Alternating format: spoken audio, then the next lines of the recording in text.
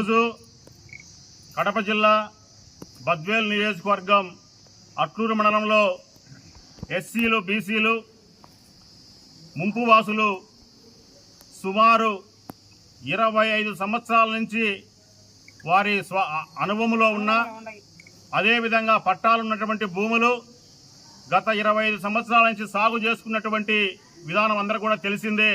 మండల వాసులకు తెలుసు, నియోజకవర్గ స్థాయిలో ఉన్నటువంటి ప్రజాప్రతినిధులకు తెలుసు, కలెక్టర్ గారికి కూడా తెలుసు.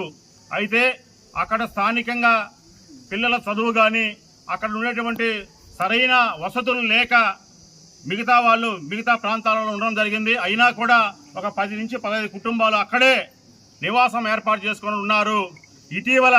ఇటీవల కాలంలో ఆ భూముల పైన మిగతా వర్గాలు కన్నేసి ఆడ సాగు చేసుకునేటువంటి వాళ్ళపైన చాలా కఠినంగా మాట్లాడుతున్నారు.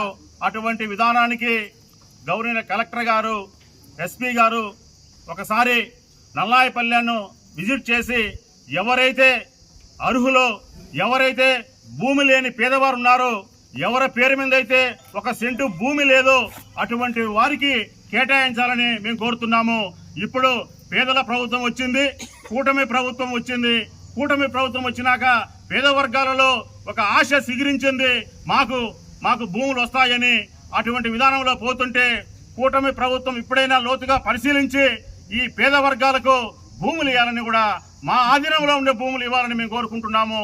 అదేవిధంగా ముంపు వాసులు తరతరాలుగా మా పెద్దల పూర్వీకుల కాలం నుంచి మా ఊర్లు, మా పొలాలు త్యాగం చేసి మేము ఎందుకు వచ్చామంటే ప్రభుత్వము ఆ రోజు ఊర్లను ఖాళీ చేసి భూములు ప్రాజెక్టు వల్ల మేము కోల్పోవడం జరిగింది.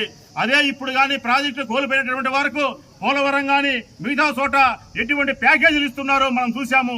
గండికోట నిర్వాసితులకు లక్షల కోట్ల రూపాయలు ప్యాకేజీలు ఇచ్చారు. సోమేశ్వర ముంపు దాదాపు 40 సంవత్సరాల క్రితం కాబట్టి ఆ రోజు మేము చాలా కోల్పోయాము. ఊళ్ళు కోల్పోయాము, ఇల్లు కోల్పోయాము, ఉద్యోగాలు కోల్పోయి మేము ఇతర ప్రాంతాలకు వలస వచ్చి ఆ రోజుల్లో అక్కడ భూములు చూపిస్తే, మా మండలంలోనే భూములు చూపిస్తే వాటిని మేము సాగు చేసుకున్నట్టు కూడా మా దగ్గర 2021లో ఇక్కడ ఉన్నటువంటి సిబ్బంది అంతా కూడా పరిశీలించి 54 మంది అక్కడ సాగులో ఉన్నారని కూడా స్పష్టంగా రిపోర్ట్ ఇవ్వడం జరిగింది. అదేవిధంగా సమాచార హక్కు చట్టంలో కూడా మేము అప్లై చేస్తే మా పేరు మీద సమాచార హక్కు చట్టంలో రికార్డులో మా పేర్లు ఉండవి. అదేవిధంగా ముంపు వాసులము, ఎస్సీ ఎస్టీ బీసీలము, ఎక్కడ సెంటు భూమి లేని వాళ్ళను ఇటువంటి వాళ్ళకు భూములు ఇవ్వాలని చెప్పేసి ప్రభుత్వాలను మేము విన్నవించుకుంటే మేము ఏ రోజు కూడా దౌర్జన్యాలకు వెళ్ళలేదు. ప్రభుత్వం విధానంలోనే వెళ్తున్నాం, ప్రభుత్వ బాటలోనే వెళ్తున్నాం. 20 ఏళ్ల నుంచి మాకుండే అర్హతలని కూడా అందరి సమక్షంలో మేము బయట పెడతాము.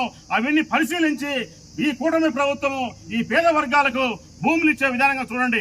ఈ రోడ్డు మీద ఇంతమంది మహిళలు అందరూ కూడా ఎందుకు ధర్నా చేస్తున్నారు? వాళ్ళని ఒకసారి చూడండి.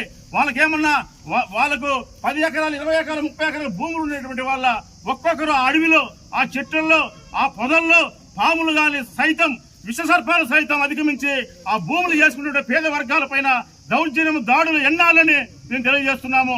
ఇప్పటికైనా ఆలోచించి ఈ రాష్ట్ర ముఖ్యమంత్రి గారు గౌరవ చంద్రబాబు నాయుడు గారు ఈ పైన దృష్టి పెట్టి, అదేవిధంగా తెలుగుదేశం పార్టీ కడప జిల్లా అధ్యక్షుడు శ్రీనివాసరెడ్డి గారు కానీ, అదేవిధంగా తెలుగుదేశం పార్టీ సమన్వయకర్త యువ నాయకుడు రితేష్ రెడ్డి గారు కూడా దీనిపైన లోతుగా పరిశీలించి నిజమైన పేదలకు భూములు ఇవ్వాలని మేము కోరుకుంటున్నాము.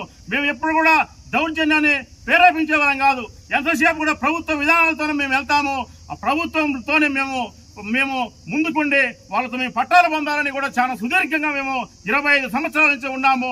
అందువలన ఇప్పటికైనా దయచేసి ఈ కార్యాచరణ ఇంతటితో ఆపి అందరూ పనులు చేసుకునేటువంటి వాళ్ళు పేదలు ప్రతిసారి ఆఫీసుల చుట్టూ తిరగాలంటే తిరగలేరు.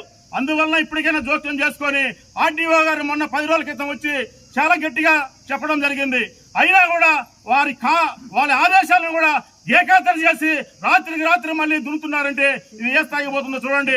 నేను జాతీయ బీసీ చైతన్య సమితి జాతీయ అధ్యక్షుడిని, ఈ ప్రాంతం వాసినే, ఈ మండలం వాసినే. దీన్ని రాష్ట్ర స్థాయిలో కూడా తీసుకుపోయేదానికి కూడా మేమందరం కూడా సమానంగా ఉన్నాము. దయచేసి ఇప్పటికైనా నల్లాయపల్లిలో శాంతి భద్రతలు ఉండాలి.